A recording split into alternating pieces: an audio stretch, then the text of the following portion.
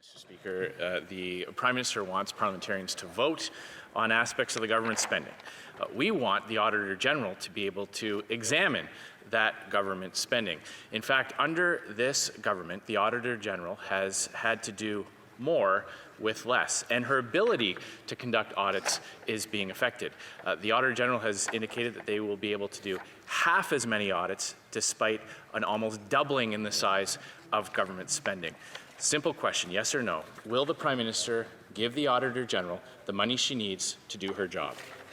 The Right Honourable Prime Minister. Mr. Speaker, we worked with the Auditor General to increase the funding of the Auditor General's office in 2018-2019. An additional equivalent of 38 full-time staff was added because we will support the Auditor General, unlike the Conservative government that fired 60 people from the Auditor General's office. But we are now proposing that we sit down to debate on legislation this afternoon. I certainly hope that the members opposite will vote for debate. The Honourable Leader of the Opposition, Mr. Scheer.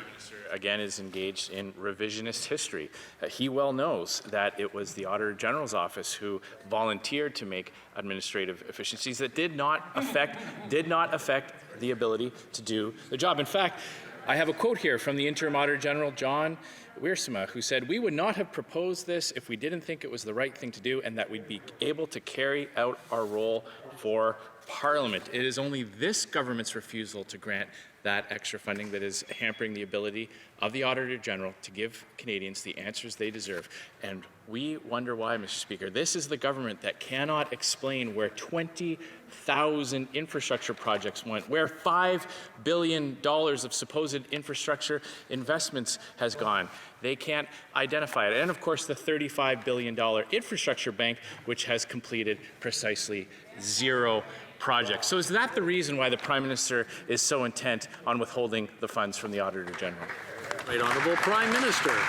Mr. Speaker, talking of revisionist history, Stephen Harper's Conservatives cut $6.5 million from the Auditor General's budget and fired 60 staff. On the contrary, we worked with the Auditor General's office and increased their funding and added the equivalent of 38 new full-time staff. We will continue to demonstrate openness and transparency. We will continue to respect the officers of Parliament that the Conservatives in their time of office showed no respect for. We will continue to move forward in a way that, for example, is proposing debate and voting on important legislation to help Canadians this afternoon that the Conservatives don't seem to want that debate or that vote.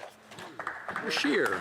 Mr. Speaker, it's no surprise that the Prime Minister likes to reach back into history before the 2015 election to justify his position, say, because that was the only time, the 2015 election was the only time that he got more votes than the Conservative Party, Mr. Speaker. So I understand why he likes to live in the past. But here is a quote from him. 10 years ago, we were completing about 27 performance audits every year. With our current resources, we expect to be able to deliver 14 performance audits, half the number of audits despite a massive explosion in government spending. So yes or no, simple question. The Auditor General's office has requested more funds to be able to do the job that Canadians expect to be done.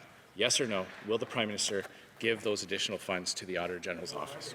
Right Honourable Prime Minister. Mr. Speaker, we very much look forward to working with the new Auditor General to ensure that her office has the ability to continue on the important audits and transparency measures that are foundational to our institutions. Speaking of foundational to our institutions, Mr. Speaker, this afternoon we're putting forward a bill that will help Canadians right across the country, and we're proposing to debate and vote on that bill, and that is actually something that it looks like the Conservatives and other opposition parties might not want. They have been complaining about having a debate and votes in Parliament, and now they're proposing to not have them. That's a little head-scratching, Mr. Speaker. We hope they're going to help Canadians.